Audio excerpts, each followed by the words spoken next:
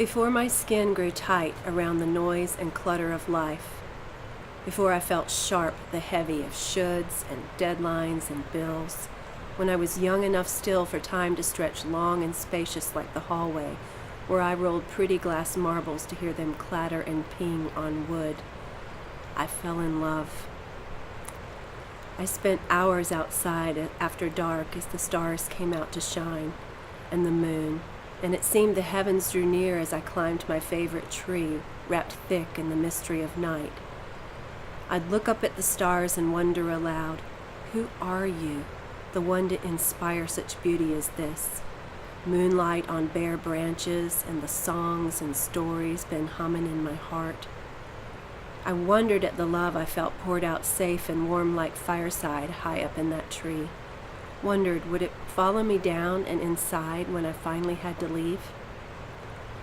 I lay in my bed at night and felt it still when I would lean the turn of my heart into this unseen light that still lingered like moonglow in the dark, and how my heart would dance. Here I'd never felt so all right, as if everything could only ever be okay. These times of soaking in what I know only as God love lasted for a short season. My first window, a place where I could go if I would and remember the presence I felt in those long ago nights and somehow rejoin the relish in a room inside myself. The rest of the world could feel harsh and cold and lonely. We did church, my family, and I'd walk into that organ-smooth and dimly lit grandeur and look up at the large wooden cross stretched sterile against the tall of the ceiling and wonder if he too preferred the crisp air high in the tree. Here I felt sting as much as sanctuary, an undercurrent of you better watch out. A Santa sort of God who saw me, yes, but withheld when I was bad, or worse, withdrew. And I was born a hungry sort who didn't do well with rules, too fumbly and footloose.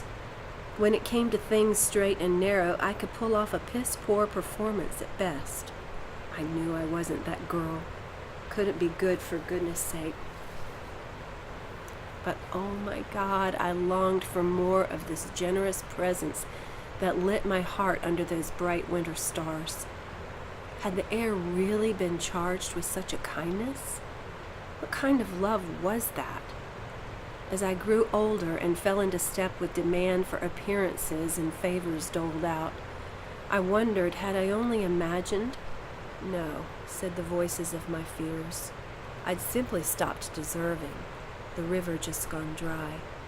There came a slow closing to my heart with every prick of the lie. Each disappointment made up another story, as did the ugly stuff of life. Stories about the one who'd held me tender in the trees. Lies about his heart that in time I started to believe, like the way a rumor slowly poisons until you no longer see the same. Dark rumors about the price of deserving, too high for a girl like me to pay. A heaviness set in where I'd once known carefree light, as if I'd sprouted something shameful, something hard on holy eyes. And as my limbs grew awkward and my body shut up tall, had I become too much of something, too big to hold, outgrown it all?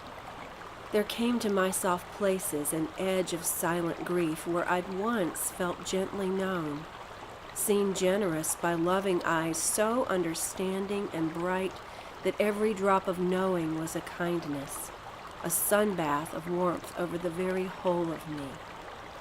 God, what had I done to lose it? I was a once-loved girl gone homesick, feeling lost and left behind. And I began to pick up speed, running away reckless from the missing, too mad to slow down and get quiet, too lonely to stop and feel. The lie whispered to me in that way that it does, you are particularly alone.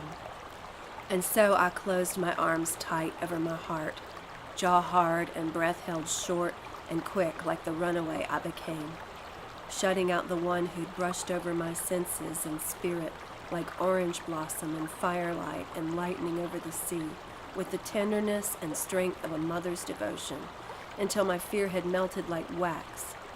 Now had the wax gone hard. Somewhere down in my belly there rumbled low like a bell on a breeze. Come awake to all that is sleeping. Come awake to all that is true. In the lonesome of your heart, wake to the arms still open for you. And so I got a taste of something so good that my hunger gnawed away at any satisfaction I may have found in other things. Such a sweet tooth for this God thing that I chased intense experiences, and when they didn't fill me up, I went looking to the experts to see what they knew, the ones whose faces seemed flushed with this light.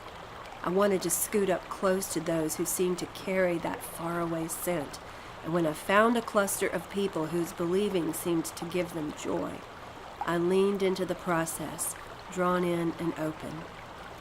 I did Christianity as I saw it, did it so hard that I blew out my bee, wanting to fit in, so bad that I followed along fearful, determined to please God. I wouldn't be left out again. Made myself useful so that I'd be noticed and not lose again that something that I'd felt wash over me warm like a living breeze. I did God the only way I knew. I do for you, and you don't leave me. But damn my whoopsie-daisy ways, I could never walk that line tight enough, or check enough boxes off neat, or merit the joy that seemed reserved for the naturals.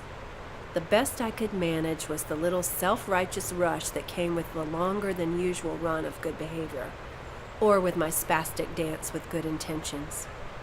My heart hungered for God, but I got lost in the hard trying. Religion can be a smoky haze that way, how it chokes and bends the music of love until you get to thinking that you're the one who keeps your whole world spinning, that you earn this grace by what you do or give. It was failure and frustration and an almost frantic striving, and all my hard trying couldn't pull off a shred of peace until I dropped down tired from all the don'ts and driven doing and went palms up and sweet surrender and could you love a girl like me. And then you flickered on my broken world like a dancing flame, a strong shot of light that warmed the cold steel of my pain, until my breath turned to embers and this heart beat strong again, singing love and laughter and longing for me. Into my honest mess you came, not to punish or control or to toy with, like some cat and mouse game, but to include, to family, to welcome real and safe and sane. You broke the back of try harder and busted the lie that I'm alone, offered my heart the friendship that I thought I had to earn. You didn't want performance, didn't have a line to toe, just wrapped me in your muchness and gave me rest I'd never known. And now, when my world quakes, when love goes missing or unreturned or leaves behind a stiff body that once thumped warm affection, and my strong legs get pulled out from beneath me, and I quiver in storm, you're my harbor, my hope. All of my air is because of this. I think back to those long ago starry nights and the love that bathed me in those branches, and I believe it now, that I was wanted always. We all are, with a reckless affection that smashes religion's bony finger and draws us tender into your fierce and healing kindness, lets us breathe safe again in the being fully known by the one whose knowing is only always love.